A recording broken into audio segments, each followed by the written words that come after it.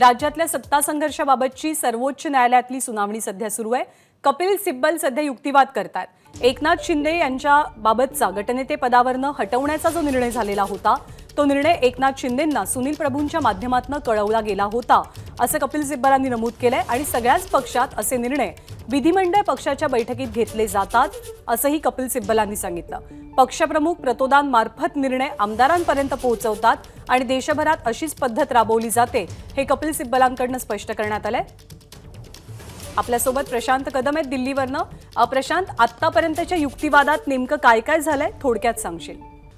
ज्ञानदा, ठाकरे गटाकडून आज जो युक्तिवाद होतोय तो याच्या आधी इतक्या प्रभावीपणे या मुद्द्यावरती तरी झालेला नव्हता। व्हीपच्या मुद्द्यावरती कपिल सिब्बल यांनी सविस्तर युक्तिवाद केलेला आहे आणि ते कोर्टाला हे सांगू पाहतायत की केवळ लेजिस्लेटिव्ह पार्टी म्हणजे केवळ विधिमंडळ पक्ष जो आहे, जे काही आमदार आहेत ते एकत्रितपणे येऊन स्वतः एका पक्षाच्या अध्यक्षानं नियुक्त केलेला व्हीप जो आहे तो एकतर नेमू पण शकत नाहीत, हटवू पण शकत नाहीत। आणि जर असं व्हायला लागलं की विधिमंडळातले जे काही किंवा एकूण पक्षाचा जो रचना आहे त्याच्यामध्ये राजकीय पक्ष आणि विधिमंडळ पक्ष असे दोन भाग असतात आणि विधिमंडळ पक्ष जर असे राजकीय पक्षाच्या नावाने किंवा राजकीय पक्ष म्हणून निर्णय घेऊ लागला तर भविष्यामध्ये अशी सरकार जी आहेत ती केवळ गणिती आकडेमोडीवरती पाडली जातील आणि हे इतकं सोपं होऊन बसेल की म्हणजे विधिमंडळातले जे आमदार आहेत ते स्वतः जर व्हीप बदलायला लागले किंवा नियुक्त करायला लागले तर याचे खूप गंभीर परिणाम होतील आणि त्यामुळं ठाकरे गटाचे जे व्हीप आहेत तेच अधिकृत आहेत आणि ते कशा पद्धतीनं कुठल्या घटनाक्रमानुसार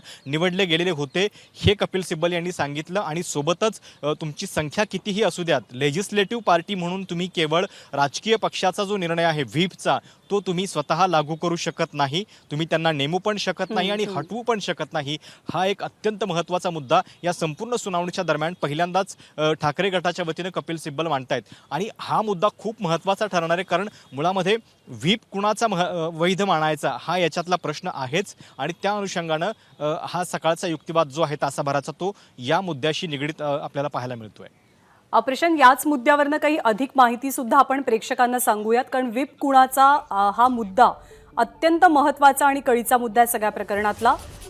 कपिल सिब्बलांनी हे दर्शवण्याचा प्रयत्न केला की भरत गोगावले यांची प्रतोद म्हणून नेमणूक होणं हे अवैध आहे।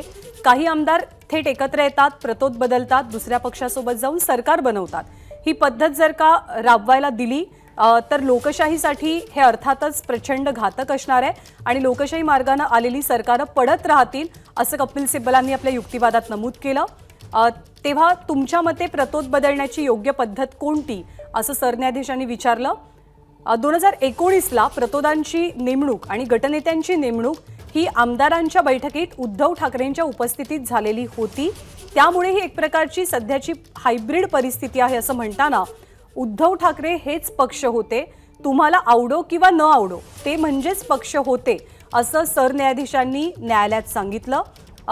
जर का आपण ही परिस्थिती मानली नाही तर उद्या पक्ष आणि आमदार यांच्यात काही नातंच उरणार नाही। जसं तू म्हणालास की विधिमंडळ पक्षात जर का राजकीय पक्षाचे निर्णय घेऊ लागला तर त्या निर्णयांना अर्थ राहत नाही आणि सगळी सरमिसळ होते आणि घटनेनुसार निवडणूक आयोगाच्या काही नियमानुसार पक्षाच्या घटनेनुसार हे असं कुठेही चालत नाही की विधिमंडळातला पक्ष बाहेरच्या पक्षासंदर्भातले राजकीय पक्षासंदर्भातले निर्णय घेत असतो। तर याचाही उल्लेख कोर्टामध्ये झाला। पक्षाची प्रतिनिधी सभा आणि त्यांचं काम कसं चालतं अशा प्रश्नावरती आमदार पक्षाशी सल्लामसलत करून मग निर्णय घेतात असं कपिल सिब्बलांनी सांगितलंय आणि आमदार म्हणजे विधिमंडळातल्या पक्षाचा आवाज असतो असं सरन्यायाधीशांनी नमूद करत पक्षाची विविध विषयांवरची मतं ही लोकप्रतिनिधींकडनं सदनामध्ये मांडली जातात असं कपिल सिब्बल म्हणतात। त्यामुळे विधिमंडळ पक्ष आणि राजकीय पक्ष या दोन वेगवेगळ्या गोष्टी आहेत हे पटवून देण्यासोबतच या संपूर्ण प्रक्रियेमध्ये सुनील प्रभू हेच कसे अधिकृत व्हीप होते आणि एखादा गट नाराज होऊन किंवा कोणत्याही कारणास्तव राज्य सोडून गेला किंवा दुसरीकडे जाऊन बसला आणि त्यांनी विधिमंडळ पक्ष म्हणून त्यांनी राजकीय पक्षाचे निर्णय घेणं कसं योग्य नाही किंवा ते निर्णय कसे मानले जात नाहीत किंवा मानले जाऊ नयेत या संदर्भात आपला युक्तिवाद पटवून देण्याचा कपिल सिब्बलांचा इथे मुद्दा आपल्याला पाहायला मिळतोय, कारण व्हीप कोण यावरती या संपूर्ण केसच्या पुढच्या बऱ्याच गोष्टी अवलंबून आहेत. गटनेतेपदी एकनाथ शिंदे होते. 21 जूनला एक बैठक झाली आणि 21 जून 2022च्या बैठकीत गटनेते पदावरनं एकनाथ शिंदेंना हटवून अजय चौधरींना आणण्याचा निर्णय झाला आणि ही बैठक विधिमंडळ पक्षाची बैठक होती. उद्धव ठाकरे तेव्हा शिवसेना पक्षप्रमुख सुद्धा होते आणि मुख्यमंत्री सुद्धा होते. पक्षप्रमुख म्हणून उद्धव ठाकरेंकडे सर्वाधिकार असतील हे 2019च्या शिवसेनेच्या 56 आमदारांच्या बैठकीत आणि 2018 सालच्या शिवसेनेच्या राष्ट्रीय कार्यकारिणीच्या बैठकीमध्ये सुद्धा स्पष्ट केलं गेलेलं होतं. त्या संदर्भातली कागदपत्र निवडणूक आयोगाकडे सादर झालेली होती. हेही कपिल सिब्बलांनी आपल्या आधीच्या युक्तिवादामध्ये स्पष्ट केलेलं आहे. आणि युक्तिवाद सध्या या टप्प्यावरती आहे की प्रतोद कोण, कुणाचा व्हीप हा ग्राह्य धरला जावा. भरत गोगावले किंवा एकनाथ शिंदे यांच्यासोबत असलेल्या आमदारांनी गोगावलेंची केलेली नियुक्ती ही कशी अधिकृत नियुक्ती नाही हे सांगण्याचा प्रयत्न कपिल सिब्बलांचा दिसतोय. ही एक प्रकारची हायब्रिड परिस्थिती असून उद्धव ठाकरे हेच पक्ष होते अशी टिप्पणी सरन्यायाधीशांनी केल्याचं कळतंय. जर शिंदेंचे नियम इथे लावले तर आमदार आणि पक्ष या दोघांमध्ये कोणतंही नातं उरणार नाही असा युक्तिवाद घटनापीठासमोर कपिल सिब्बल यांनी केला. एक प्रकारचा आक्रमक युक्तिवाद ठाकरे गटाकडून सादर केला जातोय. कोणतेही निर्णय हे पक्षाच्या आमदारांशी सल्लामसलत करूनच घेतले जातात, जे विधिमंडळातले निर्णय असतात. अभिषेक मनु सिंघवी सुद्धा त्याच बाबतीतली काही उदाहरणं देत आहेत. प्रशांत, अभिषेक मनु सिंघवी यांचाही युक्तिवाद सुरू झाल्याचं कळतंय. सध्या काय घडतंय कोर्टरूममध्ये?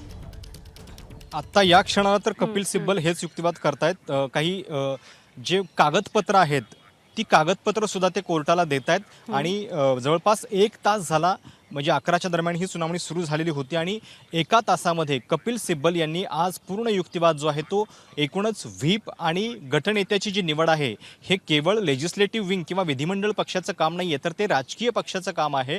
आणि त्यामुळं त्याचे जर अशा पद्धतीनं आपण केवळ विधिमंडळ पक्षाला या गोष्टी अलाउड केल्या तर नेमकं पुढं काय होऊ शकतं याचे गंभीर परिणाम जे आहेत ते त्यांनी कोर्टासमोर आणायचा प्रयत्न केलेला आहे. जी सगळी प्रोसेस होती या सगळ्या दरम्यानची ती प्रोसेससुद्धा त्यांनी सविस्तरपणे सांगितली आणि त्याच्यानंतर आता या सगळ्या केसशी निगडीत काही महत्त्वाचे घटनाक्रम जे आहेत किंवा कागदपत्र ते कोर्टाला आता सादर करतायत. बरोबर आहे. कपिल सिब्बलांचा युक्तिवाद तास सव्वा तासापासून सुरू आहे. त्यांच्या युक्तिवादातले आतापर्यंतचे काही महत्त्वाचे मुद्दे आपण पाहूया. 2018 साली शिवसेनेची अंतर्गत निवडणूक पार पडलेली होती. या निवडणुकीमध्ये इतर पदाधिकारी निश्चित झाले.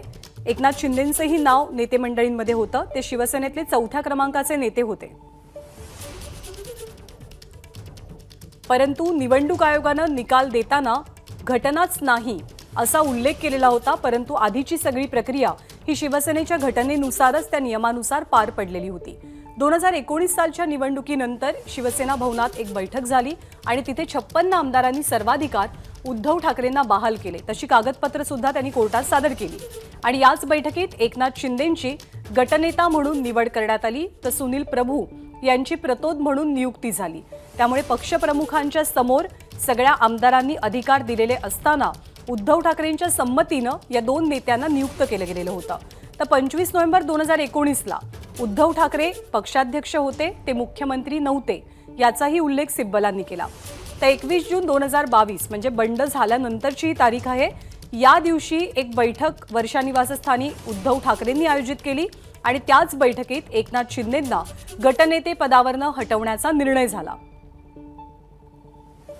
एकनाथ शिंदेंच्या जागी अजय चौधरी यांची गटनेतेपदी निवड करण्याचा निर्णय या बैठकीत घेतला गेला आणि या नव्या गटनेतेपदाची विधिमंडळाच्या उपाध्यक्षांना म्हणजे नरहरी झिरवाळ यांना माहिती दिली गेली. हीच प्रक्रिया सर्वसाधारणपणे पक्षांमध्ये राबवली जाते.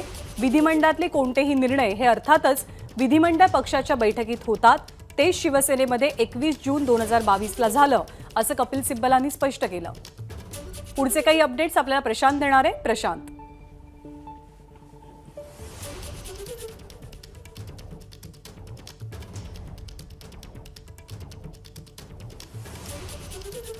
कपिल सिब्बल यांचाच युक्तिवाद जो आहे तो अजूनही सुरू आहे आणि अर्थात आपण मगापासून जो सगळा घटनाक्रम ऐकतोय त्यांच्याकडनं ज्या सगळ्या गोष्टी कागदपत्र ते कोर्टाला देत आहेत त्याच्यामध्ये हे सांगण्याचाच प्रयत्न आहे की अशा पद्धतीनं व्हीपची नियुक्ती जी आहे ती केवळ विधिमंडळ पक्ष जो आहे तो आपल्या मर्जीनं करू शकत नाही आणि मुळामध्ये राजकीय पक्षानं नेमलेल्या व्हीपला हटवू पण शकत नाही आणि त्या अर्थानं हा 1.25 तास झाला जवळपास त्यांचा युक्तिवाद जो आहे तो सुरू आहे। या सगळ्या दरम्यान आता इतर मुद्दे नेमके काय उपस्थित होत आहेत हे पण आपल्याला बघावं लागेल, पण अभिषेक मनु सिंघवी आणि देवदत्त कामत हे अजून ठाकरे गटाचे 2 वकील आहेत जे याच्यामध्ये युक्तिवाद करणं बाकी आहे। दोघांचा युक्तिवाद अजूनही बाकी आहे। कपिल सिब्बलांनी आपला युक्तिवाद कालपासूनच सुरू ठेवलेला आहे आणि यामध्ये काही महत्त्वाचे मुद्दे सध्या मांडले जात आहेत। हे मुद्दे व्हीपशीच निगडित मुद्दे आहेत।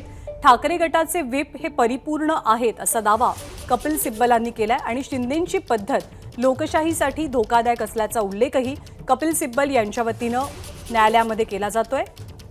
ठाकरे गटाचे व्हीप म्हणजेच सुनील प्रभू यांचाच व्हीप कसा लागू होतो आणि इतरांचा व्हीप लागू करणं कसं योग्य नाही हे सांगण्याचा प्रयत्न कपिल सिब्बलांचा दिसतोय। विधिमंडळ पक्ष ही एक प्रकारे अधिकृत मान्यता मिळालेला पक्ष असतो, त्यामुळे त्या गटाचे काही नेते नाराज होऊन दुसरीकडे गेले आणि त्यांनी एका दुसऱ्या पक्षासोबत जाऊन सरकार स्थापनेचा निर्णय घेतला।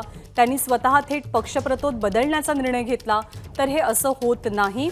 विधिमंडळातला पक्ष राजकीय पक्षाशी निगडित निर्णय घेऊ शकत नाही, त्यामुळे प्रतोद कोण असेल किंवा गटनेता कोण असेल हे विधिमंडळ पक्षातल्या नेत्यांमध्ये जरी ठरवलं जात असलं तरी सुद्धा राजकीय पक्षाकडे त्याचे सर्वाधिकार असतात।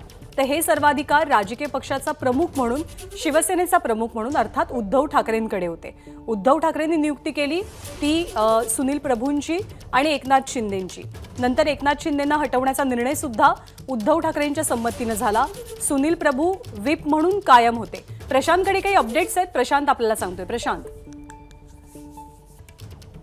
अभिषेक मनु सिंघवी यांनी सुद्धा दरम्यानच्या काळामध्ये काही मुद्दे मांडण्याचा प्रयत्न केलेला आहे आणि त्यांचं म्हणणं हेच आहे की ज्या पद्धतीनं या नियुक्त्या होत असतात त्याच्यामध्ये राजकीय पक्षाची भूमिका महत्त्वाची असते।